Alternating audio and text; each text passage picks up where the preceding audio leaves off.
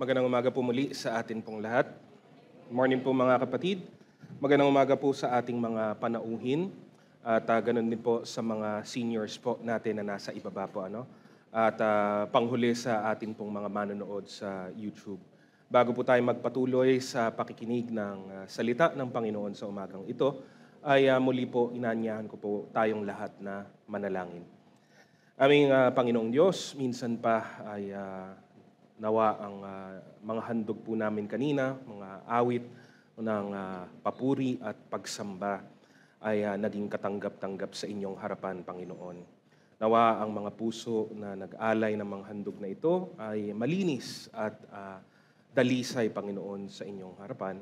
At nawa lahat ng aming ginawa at gagawin pa ay maging katanggap-tanggap para po sa inyo. Patuloy, Panginoong Diyos, na kayo ang siyang manguna at kumilos sa aming kalagitnaan. Linisin niyo ang aming mga puso at alisin niyo ang anumang maaring maging sagabal, lalo na sa oras na ito sa amin pong pakikinig at pag-unawa ng inyong mga salita. Gabayan niyo ang bawat isang naririto, Panginoon, at nawa ang bawat isa ay makapag-focus sa inyo at sa inyong mga aral. At sa lahat ng ito ay kayo pa rin, Panginoon, ang siyang maitaas at mapapurihan sa aming mga buhay. Patuloy na mangusap ka at ang inyong banal na spirito ang siyang magbigay ng kaunawaan at ang siyang magpantay sa bawat isa sa amin. Hanggang sa huli, Panginoon, wag lamang kaming makinig, wag lamang kaming tumunghay sa inyong mga aral, kundi sumunod kami, Panginoon, at maisagawa namin ang inyong kalooban para po dito sa inyong kaharian. Maraming salamat, Panginoon. Ito ang aming dalangin sa pangalan ng aming Panginoong Jesus. Amen. Purihin po natin ang Panginoon. Nung nakaraan pong linggo, napakinggan po natin yung pong mensahe patungkol po sa realidad ng atin pong naranasan, mga sumampalataya sa Diyos sa pamamagitan ni Kristo, ng kaligtasan po, galing po sa kadiliman dahil lamang po sa biyaya at kagandahang loob ng atin pong Panginoon. Lahat tayo ay tumanggap ng kalayaan sa pamamagitan ng ating Panginoong Hesukristo. Siya lamang ang may kakayahang magligtas sa atin at ganon din ay gawing sigurado ang atin pong kalagayan magmula po sa kaharian ng kamatayan. Kaya't dapat nating patuloy unawain kung ano ang ginawa ng Diyos para tayo ay iligtas magmula sa kadiliman. At sa ganung paraan din po ay mamuhay po tayo para po ipatotoo ang katotohanan ng atin pong paglayang ito. Kung saan tayo dinadala ngayon sa atin pong mensahe ngayong umaga, ukol po doon sa bunga ng ginawa ng Diyos na pagliligtas sa buhay ng kanyang mga piniling anak. Naunawaan po natin kung paano at bakit po tayo dinala galing po sa kadiliman. Pero higit po doon, dapat ngayon maunawaan din po natin kung paano dapat tayo mamuhay bilang mga taong pinalaya na ng ating Panginoong Hesus. Hanggat hindi po natin ito lubusang naunawaan, hanggat hindi po ito nanunuot sa atin pong mga puso at kalooban, ang ating mga buhay po ay mananatiling mababaw lamang na pagtingin sa kung ano ang ginawa ng ating Panginoong Hesukristo. Tandaan po natin, marami po sa mundo ay na-appreciate. Kinikilala nila at ikinatutuwa nila kung sino si Jesus at ano ang kanyang inire-representa. Pero hindi marami sa kanila ang siyang tunay na hinahanap at sinasaliksik na umalis at tapusin na ang kanilang relasyon sa kadiliman ng kanilang buhay. Nakakatuwa si Kristo, kinikilala nila si Kristo, pero patuloy silang naninirahan sa dilim. Nang ipagkaloob ng Diyos sa atin ang kaligtasan, hindi lamang ito isang walang kabuluhang pagpili o desisyon. Merong layunin ng Diyos sa kanyang pagliligtas sa atin at hindi lamang natin dapat unawain ang layuning ito, pero ipamuhay natin ang layuning ito galing po sa Panginoon. God has delivered us from darkness. So, siguraduhin po natin ang atin pong direksyon ngayon sa buhay, ang ating destinasyon na tinatahak bilang mga tumanggap ng kanyang malaking biyaya. Ang pamagat ng atin nga pong mensahe ngayong umaga is A New Life in Christ. No? Ang ginawa ng ating Panginoong Hesukristo ay hindi lamang po isang kwento, hindi lamang po isang bagay na masayang alalahanin. Ito ay isang realidad na dapat nakakaapekto sa bawat sulok at bawat bahagi ng atin pong buhay at mga gawain. Hindi po binigay ng Diyos ang kanyang buhay sa krus ng Kalbaryo para sa walang kabuluhan. Kaya't yun po ang atin pong alalahanin. Ilang bagay po sa atin pong tema ngayong umaga. Una sa lahat, number 1, a new life is evidenced by a change. No?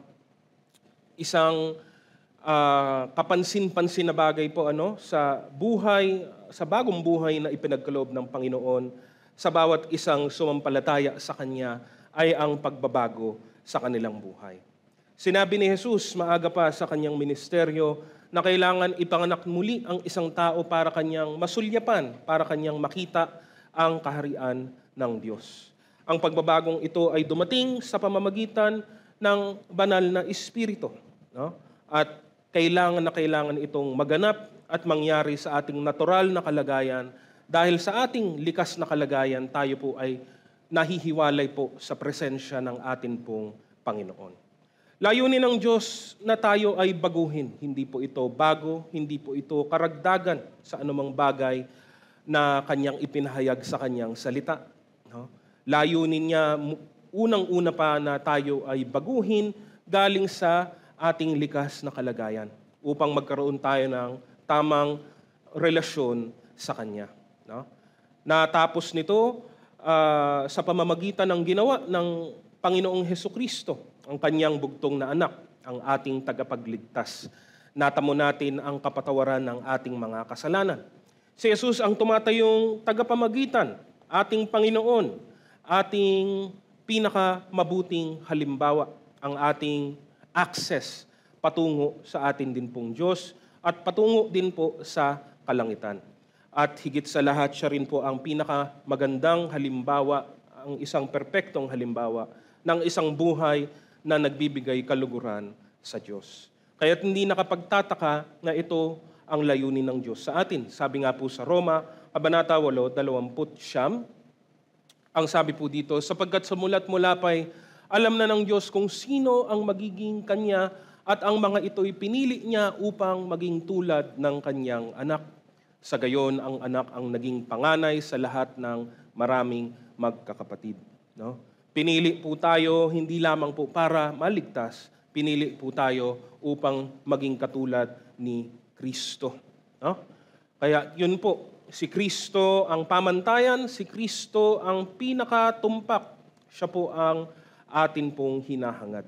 Ilang mga bagay po dulot ng pagbabagong ito. Letter A, we were renewed by the grace of God. Tayo po ay binago dahil lamang po sa biyaya ng atin pong Panginoon. Kapag binalikan po natin ang dati nating buhay, marami pong mga talata ang nagpapahayag ng mga katotohanan ukol po dito. Isa na po ay matatagpuan sa Efeso, Kabanata 5, 6-8. Sabi po dito, huwag kayong padaya kanino man sa pamamagitan ng mga pangangatwirang walang kabuluhan, sapagkat dahil nga sa mga ito, ang Diyos ay napupuot sa mga suwail. Kaya't huwag na kayong makikisama sa kanila. Dati kayo'y nasa kadiliman, ngunit ngayo'y nasa kaliwanagan na. Sapagkat kayo'y nasa Panginoon, mamuhay kayo ngayon ng nararapat sa mga taong nasa liwanag. No? Ang buhay bago natin makilala si Kristo. No? Ano pa man pong buti sa pamantayan po ng sanlibutan ito, ay napupuno pa rin po ng hirap, ng trahedya at ng pagdurusa. Tinutupad natin at binibigyang layaw po natin ang mga pagnanasa sa atin pong mga buhay. Namumuhay po tayo sa laman, sa kasarapan po nito. No? Habang lumalangoy naman po tayo babad sa kasalanang pumapatay. No? Masarap po sa atin ito, sa dati nating kalagayan. Pero marami sa atin hindi po talaga nauunawaan na ang daang ito ay patungo sa kapahamakan. Hindi lang po kapahamakan, ang kapahamakan tinutukoy po natin dito ng Biblia ay kamatayang espiritual, kamatayang naghihiwalay ng tao sa Diyos. No? Marahil iba sa mga taong ito, iba kahit siguro sa atin, ay meron pong kaunawaan sa paparating na hatol na ito. Pero marami naman din pong nakakaunawa ang wala din pong pakialam. No? Dahil sa isip ng marami, wala pong alternatibo. Kung ganun lang din, marami ka pong maririnig na ganito pong kaisipan sa sanlibutan. Kung paparusahan lang din tayo, di sagarin na lang natin. Let us enjoy life to the fullest, kung ganun lang din naman. Because they don't know better. They do not know the solution to this problem, so they just quit. Wala na lang. Hayaan na lang natin. Because of this sin, tayo po ay destino sa kamatayan. At ang puot ng Diyos, ang galit ng Diyos laban sa mga makasalanan ay nakaamba sa lahat. Ready to punish because of our sin. Etong pinakamasakit. Kahit magkaroon ka ng kamulatan ukol sa mga bagay na ito, kahit na nasain mo ang pagbabago, wala ka rin pong magawa. It was all in vain. Wala din pong kabuluhan kasi kahit na naisin po natin sa pinakamalinis nating motibo na hindi naman po talaga malinis sa dati nating buhay, hindi natin kakayanin gawin ang bagay na ito. We could not, in our old nature, ever obey God or give Him any glory. We could never please God. Malayo tayo sa Kanya. Patay tayo, ang kalagayan po natin ay patay dahil sa ating mga kasalanan. Even if you tried. Diba? Yun po yung pinaka-masaklap. Isa po yan sa mga, isa po yan sa mga kagamit-gamit na mga motivational idea sa sanlibutan. Diba? Na kahit na mahirap, subukan mo pa rin. Kahit na ang daming mga negative na bagay, try mo pa rin. Because of that idea in the world of maybe, just maybe you would succeed.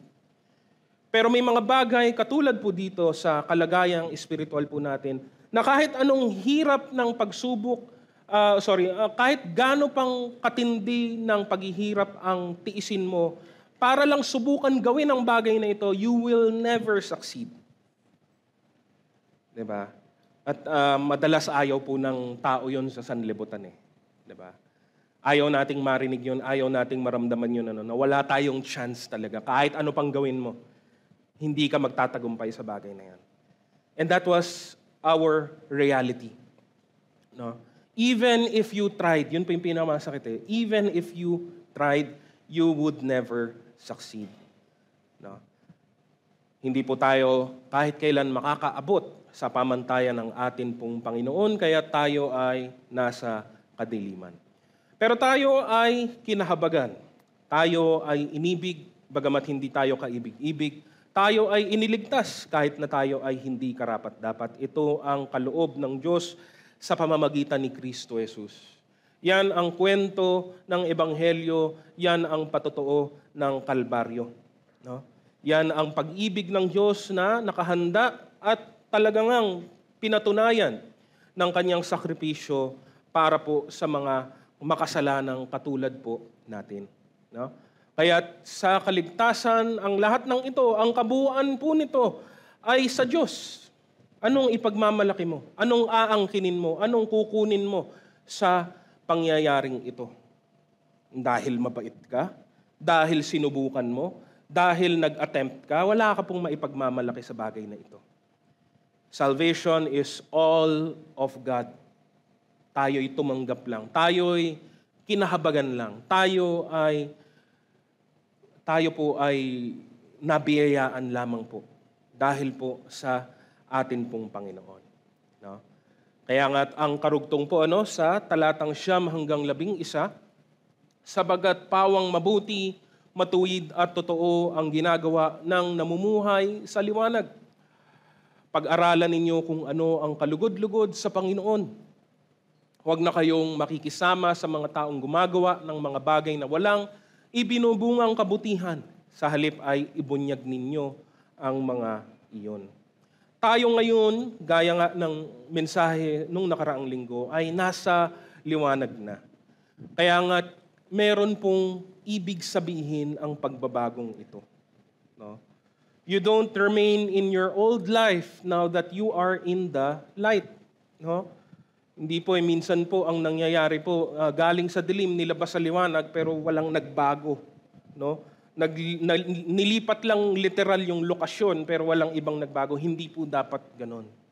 We have been changed by the grace of God. We have been brought into the light. And the Bible tells us, time and time again, how we should now live.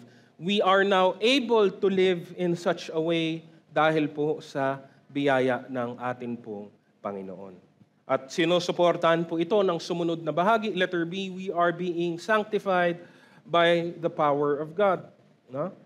Sanctify meaning pinagiging banal. Pinagiging banal, nililinis at ginagawang kanais-nais at karapat-dapat para po sa atin pong Panginoon. Ilang mga talata pong tumutukoy po dito. Sabi po sa Roma, Kabanatang 6, talatang 11, gumagamit ako ng karaniwang pangungusap dahil sa inyong likas na kahinaan. Kung paanong ipinailalim ninyo noong una ang inyong sarili sa karumihan at sa kasamaang palala ng palala, ilaan ninyo ngayon ang inyong sarili bilang alipin ng katwiran para sa mga banal na layunin. No? We have a conscious choice, a conscious decision to do such things now. May kalayaan na po tayo. Remember, pinalaya na tayo ng Diyos. Gamitin natin ang kalayaang ito para po sa mga bagay na magbibigay kaluguran sa Kanya. Ganon din po sa unang Pedro, Kabanata 1, 13 hanggang 15. Kaya nga, ihanda ninyo ngayon ang inyong mga isipan para sa dapat ninyong gawin. Maging mahinahon kayo at lubos na umasa sa pagpapalang tatamay ninyo kapag nahayag na si Hesukristo. Bilang masunuring mga anak, huwag kayong umayon sa masasamang pagnanasa tulad ng ginagawa ninyo noong kayo ay wala pang tunay na pagkaunawa. Dahil ang Diyos na pumili sa inyo ay banal, dapat din kayong magpakabanal sa lahat ng inyong ginagawa. No? Ang pananampalataya, ang paniniwala sa Ebanghelyo ni Kristo, binabago tayo hindi lang sa pangalan, hindi lang sa relihiyon, hindi lang sa anumang panlabas na anyo. Binabago ni Kristo ang ating kalooban. Pag binago po ang kalooban, hindi po maiiwasan kahit saang panahon, ang mabago din po ang panlabas nating anyo. Eventually, it will happen. No? Ang pagbabagong ito ay central sa buhay po ng mananampalataya. Sentro ito ng pananampalatayang Kristiyano. Iwan natin ang dati nating buhay, ang dati nating mga gawain, dati nating mga pamamaraan, at mamuhay tayo ng may kabanalan. Again, parang napakalalim ng salitang kabanalan, pero napakasimple lang naman po ng ibig pong sabihin nito. Nilinis tayo sa ating mga kasalanan, at binago tayo para tayo ngayon ay tunay na manatiling malinis sa harapan ng Diyos. Ngayong malinis ka na, anong dapat mong gawin? Mamuhay ka sa kalinisan. Ipagpatuloy mo ang paglilinis na ito. No? Pakita mo ang bunga ng linis na ginawa sa atin ng Panginoon. No? That's it. That's basically what holiness means, at least in our lives today. How we act, how we live, how we speak, how we think, and how we do everything. No? Ginawa na ng Diyos, ginawa na ni Kristo, yung pinakamahirap, yung hindi natin kayang gawin, ay tinapos na po niya. No? Hindi na po tayo naalipin sa kasalanan, ni sa laman, hindi na po tayo sunod-sunuran sa mga bagay na ito. Kaya nga sabi po sa atin pong binasa kaninang umaga, 2 Korinto, Kabanata 7, talatang 1, mga minamahal, sapagkat ipinangako sa atin ang mga bagay na ito, Alisin natin sa ating sarili ang lahat ng nakapagpaparumi sa ating katawan at sa ating espiritu. Sikapin nating mamuhay ng may ganap na kabanalan at paggalang sa Diyos. No? Maunawaan mabuti ng bawat isa bakit hindi na po tayo babalik o dapat bumalik sa dati nating pagkatao, dati nating mga gawain, pero hindi lamang doon natatapos. Kailangan din po nating tignang mabuti ano ang mga bagay na dapat nating ginagawa sa kasalukuyan. No?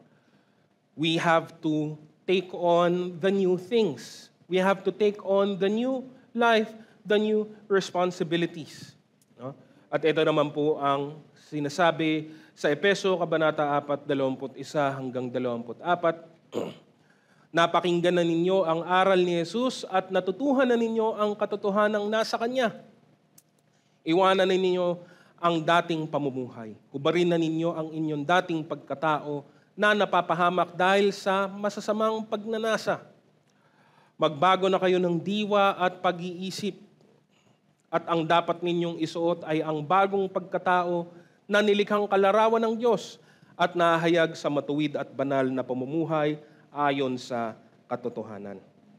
No? Kaya't meron din pong babala upang tayo po ay mapaalalahanan. Sabi naman po sa Hebreo, Kabanatang 12, talatang 14, sikapin ninyong makasundo ang lahat at magpakabanal sapagkat hindi ninyo makikita ang Panginoon kung hindi kayo mamumuhay ng ganito. No? Ang kabanalan po ay hindi po karagdagan lamang. Ang kabanalan po ay hindi po optional. Ang kabanalan po ay isang requirement. Kung tutuusin, bakit siya naging requirement? Well, yun naman talagang requirement ng Diyos, kabanalan. No? Pero in our case, sa atin pong kalagayang ito, ang kabanalan ay bunga nga kasi ng pananampalataya. Hindi ito sapilitan sa ating buhay, ito ay isang natural na parte na bunga ng ating pakikipag-isa kay Kristo. Kung kailangan mong ipilit ang kabanalan, meron pong mali. Meron pong namaling liko sa lakad mong ito. At meron kang dapat pong balikan at siya munang unahin. No?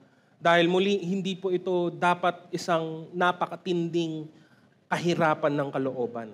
No? Mahirap ang kabanalan dahil nandito tayo sa mundo. Pero hindi dapat ito mahirap na sain. No?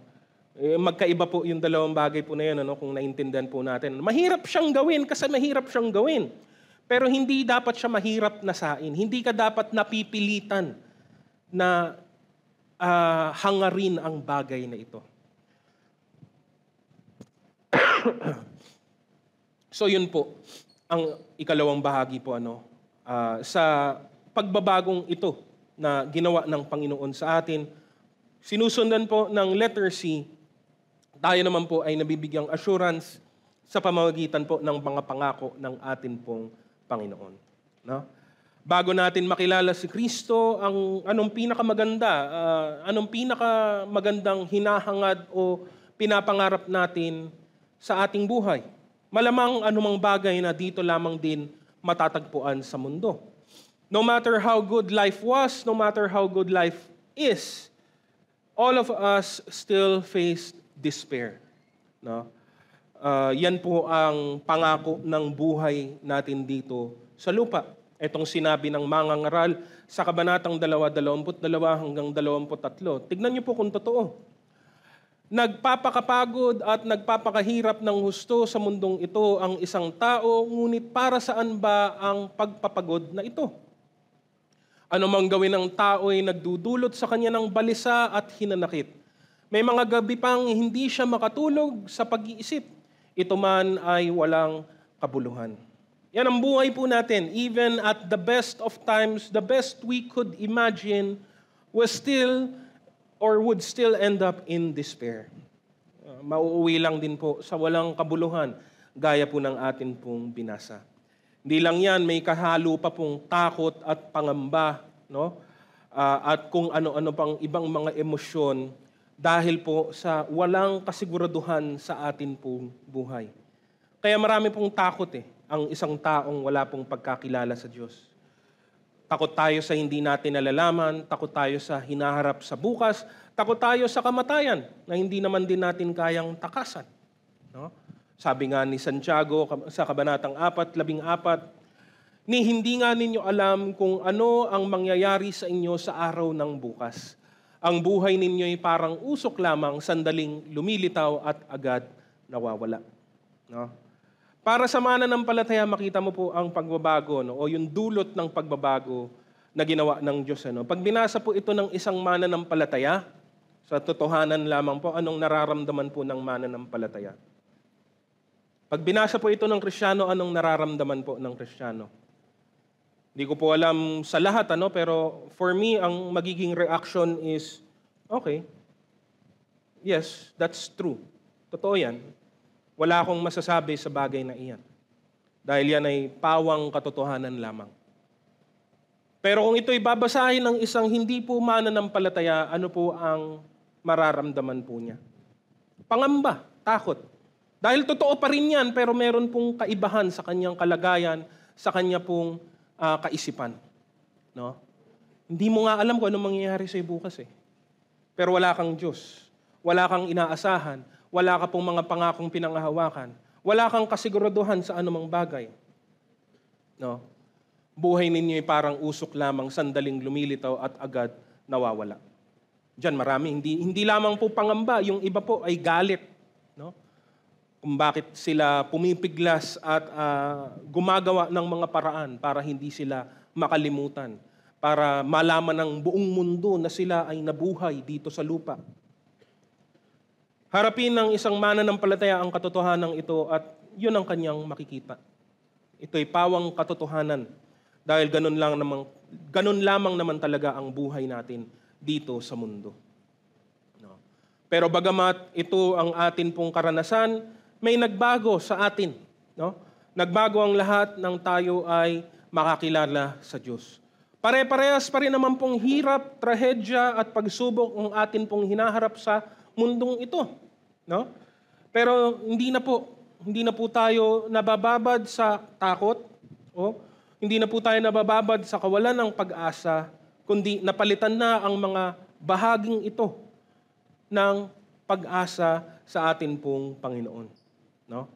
Naunawaan po natin, naintindihan natin na ang pinakamagandang bagay sa kaligtasan ay hindi lamang yung nasa ngayon, kundi ang mga biyaya at mga pagpapalang darating pa sa hinaharap.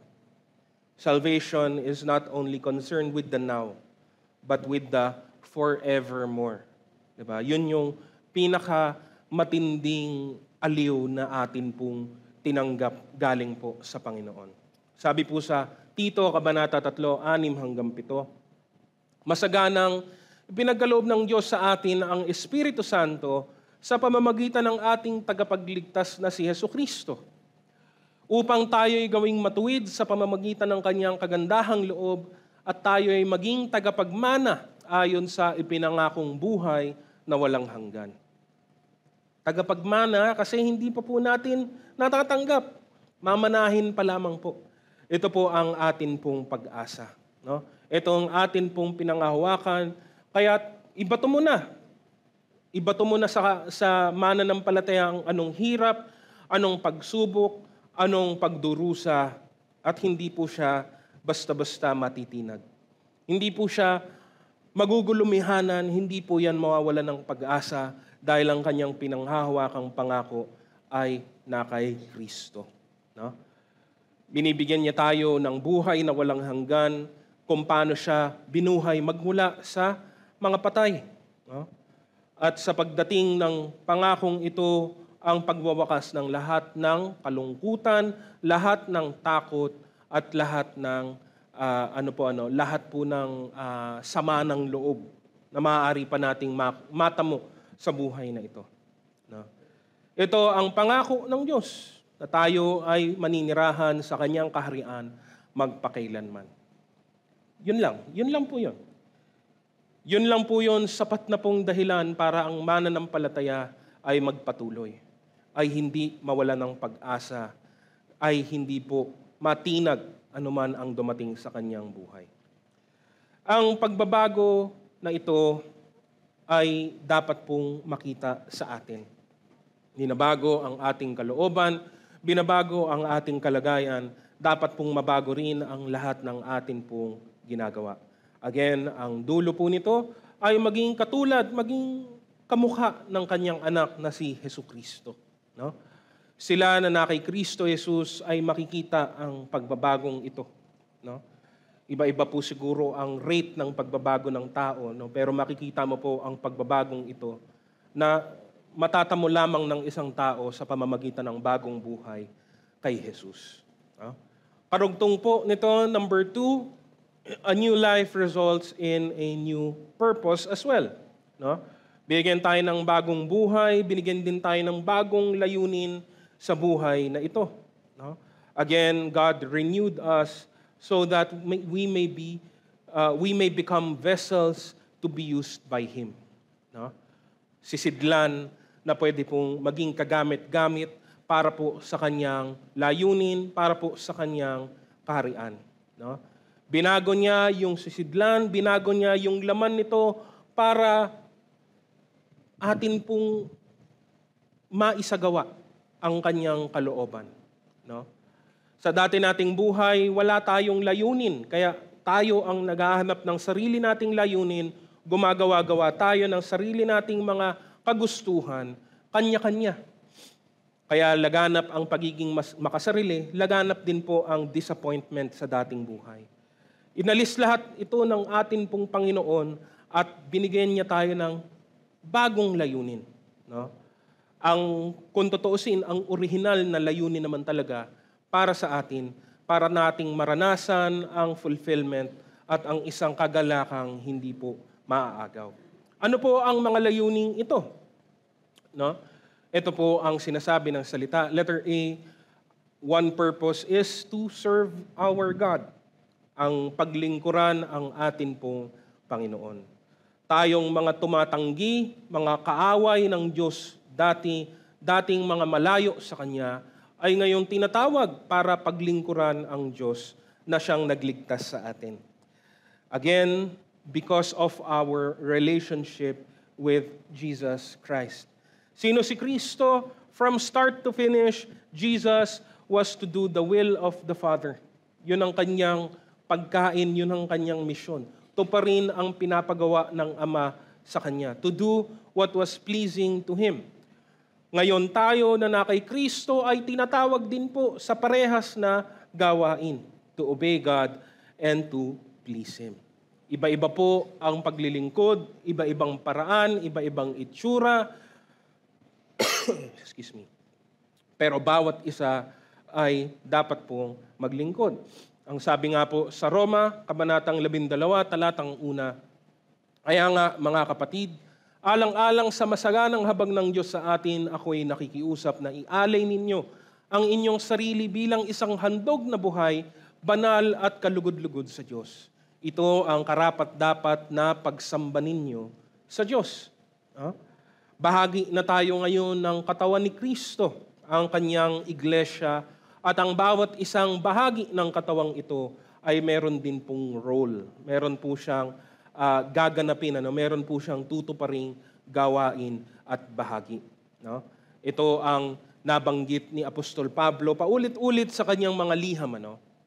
Higit pa po dito, speaking of Paul, para po kay Pablo, isang napakahalagang gawain ay ito. Sabi po sa 2 Korinto, Kabanata 5, 11 hanggang 20. Ang ibig sabihin, sa pamamagitan ni Kristo, ang mga tao ay ibinilang ng Diyos na kaibigan at nilimot na niya ang kanilang mga kasalanan.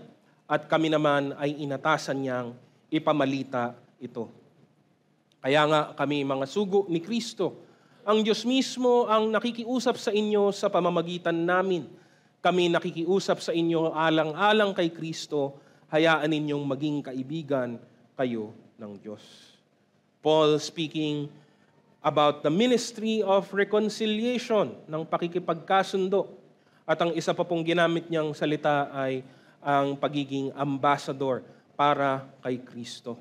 Ang ambassador ay isang tao acting as a representative of another. And in this instance, one who represents Christ and preaches the gospel. Sino ba si Pablo? Dati ring kaaway ng Diyos. No? Lahat tayo dating kaaway ng Diyos, pero alam mo yon, merong mga kaaway, alam mo paano ba yun? Meron po talagang mga taong mas kaaway ng Diyos eh. Kung naintindihan niyo po, no? Lahat tayo kaaway ng Diyos, pero meron sa atin mas matinding kaaway ng Diyos dati. And I would say Paul was one of those people. No? Bakit po? Not only was he against Christ, he was against his church, and he put to prison and put to death so many. No? So many of those who were called Christians. No? Dating kaaway ng Diyos si Apostol Pablo, pero sa puntong ito ng kanyang buhay, no, ay nando na po siya sa kanyang gawain ng pagtupad ng pagiging mananampalataya, ng pagpapahayag ng kung sino si Kristo sa lahat ng tao. For Paul, there was no greater joy, no greater responsibility, no greater work than preaching the gospel, no? Than to go to the unreached, than to go to people who have not heard of Jesus. Yun po ang kanyang naging pangunahing layunin, no? Ngayon, tumatayo ang bawat isang mananampalataya sa ganoong paraan din. We stand as Jesus Christ's messenger. And one of our primary directives is to preach the gospel. Kasama pa dyan, syempre, kung representative ka, dapat ang buhay po natin ay kaaya-aya at katanggap-tanggap bilang representative ng atin pong Panginoon. Pero pangunahing gawain po natin ay ang ipahayag ang mabuting balita. Ito'y pinagkatiwala sa lahat ng mga sumasampalataya sa Kanya.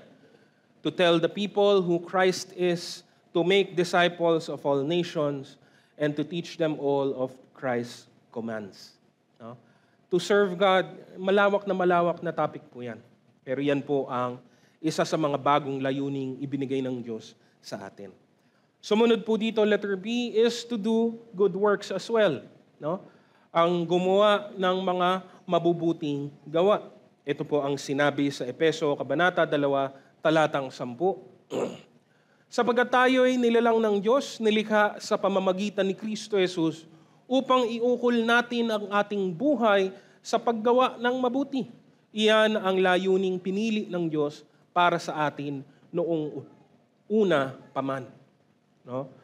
Layunin ngayon natin ay gumawa ng mabuti bilang bagong nilikha ng Diyos. Muli, pinapahiwatig lamang nito ang pagbabago, no, o ang pag-urong ng ating pong diwa, isip, kalooban at mga gawain galing po sa dati nating pagkatao tungo doon sa bago. Galing po sa laman papunta pong espiritu. Galing po sa kasamaan papunta sa nakalulugod sa atin pong Diyos. No? Paano natin ito dapat gawin? Paano dapat natin itong unawain? Pangunahin po sa paggawa ng mabuti ay lagi po nating aalalahanin ang pamantayan. The standard by which we are to measure the works that we do.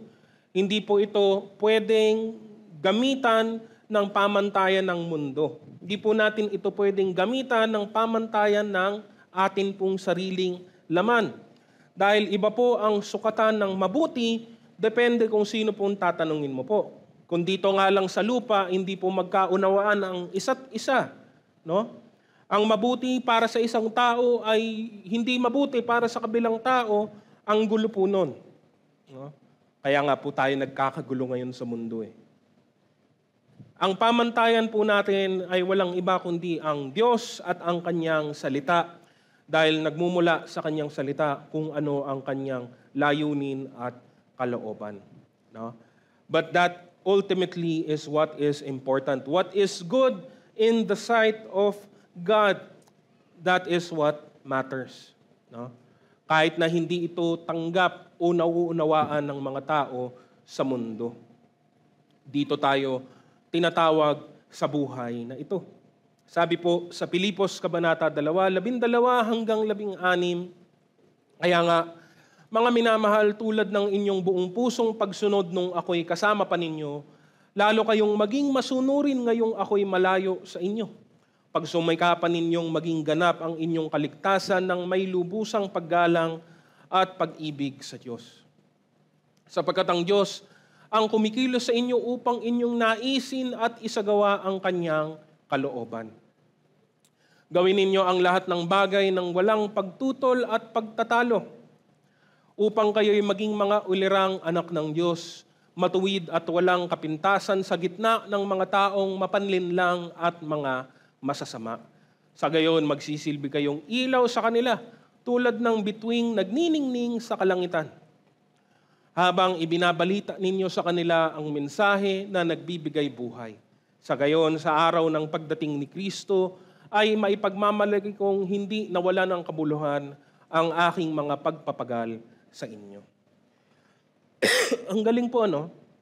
Again, using that theme of light and darkness, ano? Dati tayong nasa dilim, ngayon dinala tayo sa liwanag. Ngayon, sinasabi po ng salita na hindi lang tayo nasa liwanag na, kundi dapat ngayon tayo din ay nagbibigay ng liwanag. Tayo daw ay dapat nagniningning na rin. No? We are also producing light in our own lives. No? At gaya nga po ng konteksto ng sinasabi po dito sa aklat ng Pilipos, ano, makikita po natin kung paano pong pasok po dito ang mga gawaing mabubuti, marangal at kalugod-lugod. Hindi lamang po sa tao, hindi po talaga para sa tao, kundi para po sa atin pong Panginoon. No? To do good in the sight of God is easy enough to understand, much more difficult to achieve. Kaya't dapat pong meron pong pagsasanay, dapat pong meron pong mga gabay na tutulong po sa atin para gawin ang mga bagay na ito. No? Nandyan po kaya po pinakabahagi po nito ang tatlong pinaka-basic na parte ng buhay ng mananampalataya. Nandyan po ang salita ng Diyos para tayo ay turuan. Nandyan po ang panalangin para tayo ay bigyang direksyon at kapangyarihan. Nandyan po ang banal na Espiritu para siya po ang tumapos ng gawaing ito sa ating buhay. No? Kaya hindi po yan nawawala ng bisa kahit na ikaw ay matagal ng mananampalataya. No? We have to do good, no? According to the sight, according to the standard of our God. At panghuli po dito bilang summary, letter C, we are to glorify God in everything that we do. No? Our purpose would not be complete without the primary thing, the main thing. No? Bakit natin dapat gawin ang discipleship? Bakit tayo magpapagal sa paggawa ng mabuti? Ang sagot, ang dahilan ay binigay na po mismo sa buhay ng ating tagapagligtas. Our Christian responsibility and purpose is first to give God all the glory and all the honor that He so rightly deserves. Ito ang nagmo-motivate sa lahat ng mga mananampalataya, sa lahat din ng atin pong ginagawa. Everything we are, everything we say, everything that we do is to glorify God. Kahit ang paggawa ng mabuti ay wala pong ibang dahilan kung bakit natin dapat gawin kundi para papurihan ang atin pong Ama. Hindi natin to dapat gawin para tayo ay purihin ng iba. Hindi po natin to ginagawa para lamang din po tumanggap ng anumang gantimpala. Ginagawa natin ito dahil ito ang nararapat gawin ng mga anak ng Diyos. Ito ang lagi pong paalala sa atin sa Kolosas Kabanata 3, talatang 17. At anuman ang inyong sasabihin o gagawin, gawin ninyong lahat sa pangalan ng Panginoong Hesus at sa pamamagitan niya ay magpasalamat kayo sa Diyos Ama. Both our words and deeds should be done in the name of our Lord Jesus Christ. And if we do anything in the name of the Lord, in the name of Christ, this thing should be glorifying to the Father.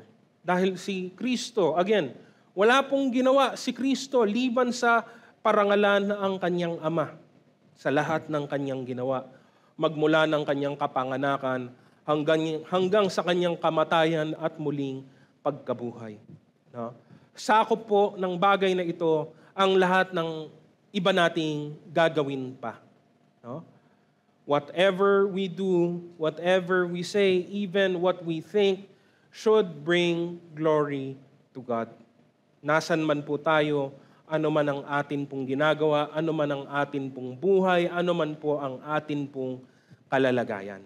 No? Pinapahayag ng salita kung ano ang layunin ng Diyos para sa atin. Ang layunin na binaluktot at sinira ng kasalanan ay ngayon muli nanunumbalik ng maliwanag sa ating sumampalataya kay Kristo. No? Ang pagtanggap ng Ebanghelyo ni Jesus ay ang bagong direksyon sa ating buhay at bagong layunin din po sa ating mga gawain. No? Kaya nga, nawa magkaroon tayo ng puso sa bagay na ito, no? Gaya ng puso ni Apostol Pablo na tumanggap din ng parehas na biyaya katulad natin. Sabi po sa Aklat ng Mga Gawa, 24, subalit walang halaga sa akin ang aking buhay, magawa ko lamang ang aking tungkulin at matapos ang gawaing ibinigay sa akin ng Panginoong Hesus, ang pagpapahayag ng magandang balita tungkol sa kagandahang loob ng Diyos para sa tao. For Paul, nothing was greater. And make a note, pansinin niyo po, wala pong ibang qualification siyang binigay o inilista. Hindi niya binigyan ng numero o bilang ang kanyang sinabi. No? Magiging masaya ako kapag 10,000 tao ang nakakilala sa Diyos. 1,000,000 tao, kalahati ng mundo. Mahirap po yun. No? At hindi po ganun ang utos ng atin pong Panginoon. Anong punto? Saan siya nakafocus? Hindi po sa numero, hindi sa bilang, hindi sa dami, hindi sa konti. Ang kanyang layunin ay matapos ang gawaing ibinigay sa akin ng Panginoong Hesus, ang pagpapahayag ng magandang balita tungkol sa kagandahang loob ng Diyos para sa tao. That's it. No? Lahat ng ginagawa niya ay in support of that purpose. Pero that is the purpose. No? Sometimes we make it harder than it actually is. Mas lalo lang nating pinapabigat o pinahihirapan ng ating sarili, gayong napakasimple lamang po ng binigay na layunin ng Diyos sa atin. Panghuli po, no? Hindi po matatapos o makukumpleto ang usaping ito kung wala po ang number 3, the new life is governed by the Holy Spirit. No? Tayo ngayon ay pinapangunahan na po ng banal na Espiritu na ipinagkaloob ng Diyos sa atin. Noong panahon ng buhay at ministeryo ng ating Panginoong Hesukristo, sinamahan niya ang kanyang mga alagad sa isang personal na paraan. Lumakad siya kasama nila, kinausap niya sila ng harap-harapan, namuhay sila dito kasama ang atin pong Panginoon. Natulog, nagpahinga, kumain, nakikinig ng mabuti sa lahat ng kanyang sinasabi at itinuturo patungkol sa kaharian ng Diyos at patungkol sa mga bagay na darating pa. Alam na ng ating Panginoong Hesus ang layunin ng Ama bago pa likhain ang mundong ito, kung tutuusin. Siya ay mamamatay, siya ay muling mabubuhay, at matapos ng ito ay muling babalik sa kanyang dapat kalalagayan, ang kanyang exalted na position sa langit. No? Pero ang mga alagad ng Diyos ay hindi po mangungulila. No? Sinabi ng Panginoon ang pagdating ng banal na Espiritu na siyang patuloy na magtuturo sa kanila, na siyang patuloy na gagabayan sila gaya ng ginawa ni Jesus habang nandito pa siya sa lupa. Sabi po sa Juan 14:25-26, sinabi ko na sa inyo ang mga bagay na ito habang kasama pa ninyo ako. Ngunit ang tagapagtanggol, ang Espiritu Santo na isusugo ng Ama sa pangalan ko ang siyang magtuturo sa inyo ng lahat ng bagay at magpapaalala ng lahat ng sinabi ko sa inyo. No? Layunin po ito ng Diyos. Parte po ito ng plano. Hindi po ito karagdagan lang sa dulo. No? Hindi po ito last minute. Kundi bahagi na po talaga ito ng layunin ng Panginoon. And after everything that happened, after Jesus rising from the grave, He left them physically, and then the Spirit would come as Jesus would send Him. No? Sabi naman po sa Kabanatang 16, 7 hanggang 8, subalit dapat ninyong malaman ang katotohanan. Ang pag-alis ko'y sa ikabubuti ninyo sapagkat hindi paparito sa inyo ang tagapagtanggol kung hindi ako aalis. Ngunit kung wala na ako, isusugo ko siya sa inyo. Pagdating niya ay kanyang patutunayan sa mga taga-sanlibutan na mali ang pagkakilala nila tungkol sa kasalanan, tungkol sa pagiging matuwid, at tungkol sa paghatol ng Diyos. At dumating na nga po ang banal na Espiritu, matagal na pong panahon. No?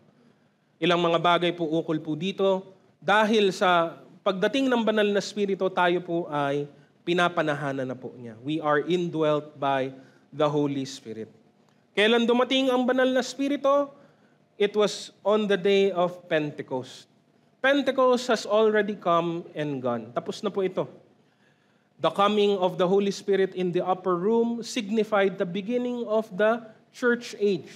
No? At ito'y kasalukuyan pa rin pong nandun po tayo no, hanggang sa panahon po natin sa ngayon. Matatapos lamang ito kapag dumating na po ang pagbabalik ng atin pong Panginoon. No? Kaya't hindi na po natin hinihintay ang pagdating ng Espiritu dahil narito na po sa piling natin ang Espiritu ng Diyos. Ang sabi nga po ng salita, ang bawat isa na lumalapit kay Kristo sa pananampalataya ay tumatanggap at nagiging bahagi sa Espiritong ito. Sabi po sa 1 Korinto 12:13, maging Hudyo o Hintil, alipin man o malaya, tayong lahat ay binautismohan sa iisang Espiritu upang maging isang katawan. Tayong lahat ay pinainom sa iisang Espiritu.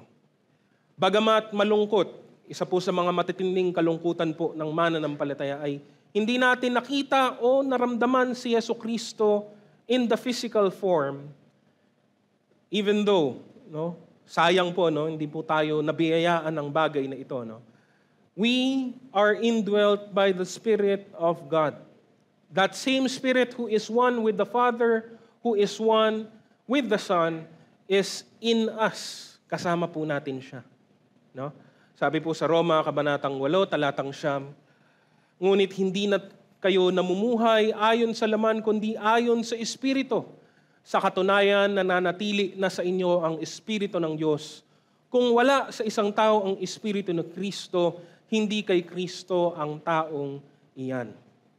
So, the same follows kung baliktarin mo. Kung ang ating Panginoong Hesukristo ay nasa buhay na po ng sino mang tao, nasa Kanya na rin ang banal na Espiritu. Nasan man po tayo, anong oras man po, ano man pong sandali, ang mga tunay na mga mananampalataya ay hindi po nag-iisa. Dahil kasama nila ang banal na Espiritu ng Diyos. Ito ang selyo, ito ang tatak sa atin pong identity bilang mga mananampalataya. No? Kaya nga, hindi na po tayo nalilimitahan ng pisikal na limitasyon ng templo. Napakahalaga ng templo sa lumang tipan. No?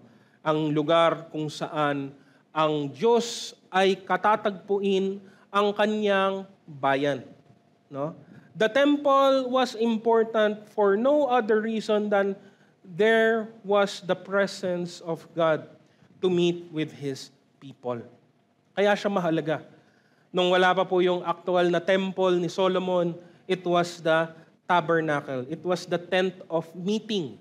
Bakit meeting? Hindi po dahil nagmi-meet ang mga tao doon. No. Because it was the meeting place between man and his between God and His people. No? It would be where the people would offer sacrifices to God. No? Ngayon, ano ang naiba? Ano ang nagbago? Ang sabi po sa Bagong Tipan, tayo mismo ngayon, ang bawat isang tao kung saan nananahan ang presensya ng Diyos. Kaya't ano po ang sabi? Ano po ang templo ngayon sa Bagong Tipan? Hindi na po isang lugar, isang pisikal na lugar kung saan dinadausan ng mga gawain, kundi mismo ang buhay ng bawat isang tao na nilinis at tinubos ng dugo ni Jesus. Kaya't pagka naunawaan mo ang bagay na ito, magiging maliwanag sa iyo ang sinasabi sa unang Korinto, Kabanata 6:19 hanggang 20. Hindi ba ninyo alam na ang inyong katawan ay templo ng Espiritu Santo na nasa inyo at ipinagkaloob ng Diyos sa inyo? Hindi na ninyo pag-aari ang inyong katawan, sapagkat binili niya kayo sa isang halaga. Kaya't gamitin ninyo ang inyong katawan upang maparangalan ang Diyos. If the Spirit truly dwells in our life, we have become the temple. We should keep this temple clean and pure and pleasing to the Lord. Nasa atin na po ang banal na Espiritu ng Diyos. Ano pa ang kanyang ginagawa? Letter B, we are also being empowered by this Spirit. No? Ano ngayon kung nasa atin ang Espiritu, we have the access to the empowering presence of God in our lives. May kapangyarihan galing po sa atin pong Panginoon.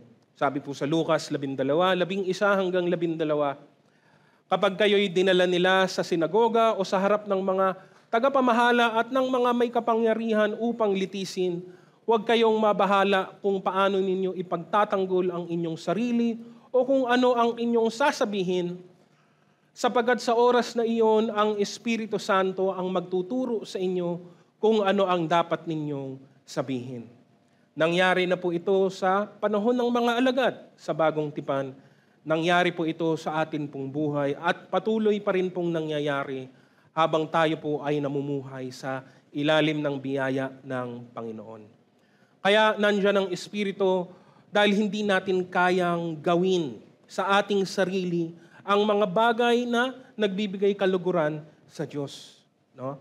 Ito ang isang katotohanan na dapat matanggap at unawain ng bawat isa.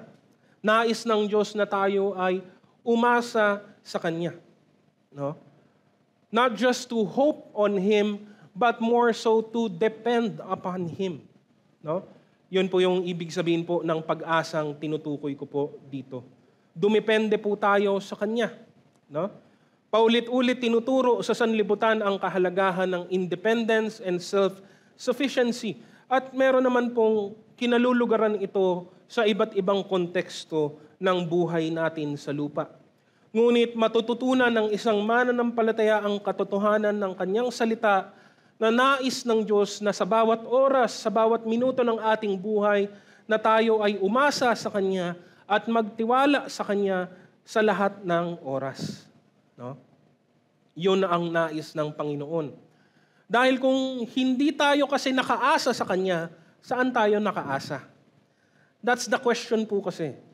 Kung hindi ka nakaasa sa Diyos, saan ka umaasa? Where do you depend upon if not God? And then doon po gugulo yung usapan. Doon po lilitaw yung hindi po mabuting katangian at kalagayan natin bilang tao. If we do not depend on God, we depend on other people. We depend upon ourselves. We depend upon our flesh, our intellect. Sariling lakas, sariling galing, sariling talino, sariling karanasan, o di kaya sa mas mga walang kabuluhang bagay sa sanlibutan, sa filosofiya, sa karunungan, sa anumang mga bagay na ibinibida ng mundong ito. Again, yun po ang paalala. If you do not depend on God, whom do you depend upon? No? It is one or the other. Hindi po ito pwedeng pagsabayin. No? Kaya't nandyan ang banal na Espiritu kung bakit siya tinatawag na ating tagapagtanggol, ang ating tagatulong. He is our helper and our guide. He gives us what we need in order to fulfill what we must do. Kaya nagagampanan natin yung kalooban ng Diyos sa atin pong buhay. Ang banal na Espiritu sa buhay po natin ay hindi po isang kabigatan. Isa pong ahente ito ng kapangyarihan ng Diyos para atin pong maisagawa ang kanyang kalooban. Remember, it is through the Spirit that we are enabled for service in the kingdom. Napag-usapan po natin to nung nakaraang mga pagkakataon pa po. Sabi po sa unang Korinto, kabanatang 12, 4-7, iba't iba ang mga espiritual na kaloob, ngunit iisa lamang ang espiritong nagkakaloob ng mga ito. Iba't iba ang paraan ng paglilingkod, ngunit iisa lamang ang Panginoong pinaglilingkuran. Iba't iba ang mga gawaing iniatas, ngunit iisa lamang ang Diyos na kumikilos sa mga taong gumagawa ng mga iyon. Para sa ikabubuti ng lahat, ang bawat isa'y binigyan ng kaloob na nagpapakitang nasa Kanya ang Espiritu. Hindi po dyan natapos, ang banal na Espiritu din ang siyang dahilan kung paano tayo makakapamunga ng bunga na espiritual, muli nagbibigay kaluguran sa atin pong Panginoon. Alam natin ang nakasulat sa Galatia, kabanatang 5, 22-23. Subalit ang bunga ng Espiritu ay pag-ibig, kagalakan, kapayapaan, katyagaan, kabaitan, kabutihan, katapatan, kahinahunan, at pagpipigil sa sarili. Walang batas laban sa mga ito. Kaya't anuman ang ginagawa po natin, hindi lamang po para sa ministeryo, kundi kahit saan, be it within our own personal life, kahit sa ating mga pamilya, sa ating mga trabaho, sa ating komunidad, we are to depend upon the guidance and the help of the Spirit that is in us. Because only through the Spirit are we empowered to do what we must do. At pinakahuli, letter C, we are also comforted by the Spirit of God. Not the least, not in the least, hindi po ito ang pinaka konti ang halaga, kundi kung tutuusin, baka higit pa ang halaga nito para sa marami po sa atin, ang aliw na binibigay ng banal na Espiritu, ang kalakasan at encouragement na nagmumula po sa Kanya. God promised His comfort to all believers, at ito'y natutupad sa ministeryo ng banal na Espiritu. Isa sa pinaka mapait na realidad ng buhay dito sa mundo ay ang pakiramdam ng pag-iisa at ang pakiramdam ng kawalan ng kabuluhan. We remember the servants of the Lord who also felt the same way. Siguro pangunahin po dyan ay si Prophet Elijah. Sa kanyang kalungkutan, sa kanyang mga nakikita at naranasan, sa kanyang paglilingkod sa Diyos sa lumang tipan, ramdam na ramdam niya, pakiramdam lang naman niya, pero nararamdaman pa rin niya na para bagang siya ay nag-iisa na lamang na nananatiling tapat sa Diyos sa buong daigdig. Pinaalala ng Diyos na hindi yun totoo. Hindi naman talaga. But the feeling is there. Yun yung point. Yung pakiramdam ay nandun po. Yung pakiramdam, nararamdaman po yan. Dumarating at darating po yan sa iba't ibang pagkakataon. There will come a time where you will be truly alone in the world. Wala kang kaibigang matatawagan, wala kang pamilyang malalapitan, walang makikinig sa iyong mga hinaing. Kaya mismo ang pananatili ng banal na Espiritu sa buhay natin, agad-agad ay nagbibigay na ng kaaliwan. Because kay Kristo, walang mananampalatayang truly alone. Wala po talagang nag-iisa sa atin. Sabi po sa Juan 14:16-17, dadalangin ako sa Ama upang kayo'y bigyan niya ng isa pang tagapagtanggol na magiging kasama ninyo magpakailanman. Siya ang espiritu ng katotohanan na hindi matanggap ng sanlibutan sapagkat siya ay hindi nakikita ni nakikilala ng sanlibutan. Ngunit nakikilala ninyo siya sapagkat siya'y nasa inyo at siya'y mananatili sa inyo. No? Isang bagay pa, marami sa ating buhay, maraming tao ay nakaka-relate sa atin sa iba't ibang paraan. Pero walang ni isa mang tao sa mundong ito maaaring makarelate sa atin 100%. Kahit sa pinakamalapit mong relasyon, magulang sa anak, asawa sa asawa, kapatid sa kapatid, it's not 100%. Meron pong gap pa rin dahil hindi po tayo nakaka-relate 100% kahit sa atin pong kapwa. May mga bagay na maaaring hindi nila maiintindihan, hindi nila nararamdaman, katulad ng naiintindihan o nararamdaman natin. Sino po ang nakaka-relate sa atin 100%? Ang atin pong Panginoon. Only God, through Jesus Christ, is able to relate to us in every possible way. Kay Kristo na lalaman natin, nauunawaan natin na tayo ay nauunawaan niya. Naiintindihan niya ang anumang kalagayan po natin, naunawaan niya ang atin pong mga kahinaan, ang atin pong mga kapalpakan, ano pa mang mga bagay na ito. Kay Kristo meron po tayong relationship na meron pong 100% na understanding. Ang sabi nga po sa Roma, Kabanata 8, 26 hanggang 27, gayon din naman, tinutulungan tayo ng Espiritu sa ating kahinaan. Hindi tayo marunong manalangin ng wasto, kaya't ang Espiritu ang dumaraing para sa atin sa paraang di natin kayang sambitin. At ang Diyos na siyang nakakasaliksik sa puso ng tao, ang siyang nakakaalam kung ano ang kalooban ng Espiritu, sapagkat ang Espiritu ang namamagitan para sa mga hinirang ayon sa kalooban ng Diyos. Ang banal na Espiritu ay hindi po biro yung kanyang ginagawa. Hindi po mababaw ang kanyang gawain. Kahit sa pinaka-kalunos-lunos nating kalagayan, tayo ay nabibigyan aliw ng banal na Espiritu.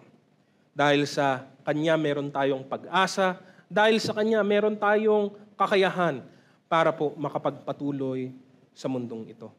Sabi po sa huli, Roma 15:13, puspusin nawa kayo ng Diyos na siyang bukal ng pag-asa at nawa ay pagkalooban niya kayo ng kagalakan at kapayapaan sa pamamagitan ng inyong pananampalataya upang mag-umapaw ang inyong pag-asa sa pamamagitan ng kapangyarihan ng Espiritu Santo. Madalas po nating naririnig, pero nagre-register pa po ba talaga? No? Ang Diyos na siyang bukal ng pag-asa. Pagkalooban tayo ng kagalakan at kapayapaan sa pamamagitan ng pananampalataya at mag-umapaw ang pag-asa sa pamamagitan naman ng kapangyarihan ng Espiritu Santo. Huwag nating baliwalain ang presensya ng banal na Espiritu sa atin pong buhay. The Holy Spirit is our guide, our helper, our comforter, our counselor while we are still here on earth. Sinigurado ng ating Panginoong Hesukristo na sa kanyang pag-alis, physically at least, ay hindi po maiiwan ang sinumang alagad ng nag-iisa. The Spirit teaches us, convicts us, reminds us, empowers us, enables us, and comforts us as our needs arise. Ito pa ang pinakamaganda. The Spirit will never leave true believers because sabi po ng salita, He will be with us forever. Kung tunay na nasa iyo ang Espiritu, kung tunay na nasa iyo ang Espiritu, nasa iyo ang Espiritu ng Diyos, magpakailanman. Para po sa ating pagtatapos, dahil nga ang ginawang sakripisyo at paghahandog ng buhay ni Jesucristo ay isang realidad at hindi lamang isang kwento. Ito'y dapat pong harapin ito'y dapat pong sagutin natin. It demands an answer from us, a change in us. Dahil tunay na niligtas tayo ni Kristo magmula sa kapahamakan, gawa ng ating mga kasalanan, at binigyan tayo ng Panginoon ng panibagong buhay. Kung tayo tunay na naniniwala sa Kanya at sumasampalataya sa Kanya, ito ang realidad ngayon ng buhay natin. Ang bagong buhay na kay Kristo. No? Kung nais natin magningning din bilang liwanag sa madilim na mundong ito, wala na pong ibang paraan para gawin ito, kundi liban sa ipamuhay natin ang bagong buhay kay Kristo, ipahayag natin ang mabuting balita ni Kristo sa lahat ng tao. Mamuhay tayo ng nasa liwanag kasama si Kristo. Purihin po natin ang Panginoon sa umagang ito.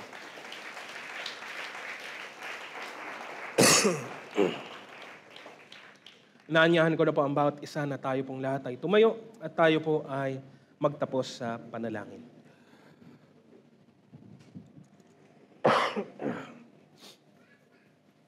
Panalangin po tayo. Aming dakilang Diyos, minsan pa ay sa inyo namin ibinibigay at ibinabalik ang lahat ng kapurihan at karangalan sa umagang ito.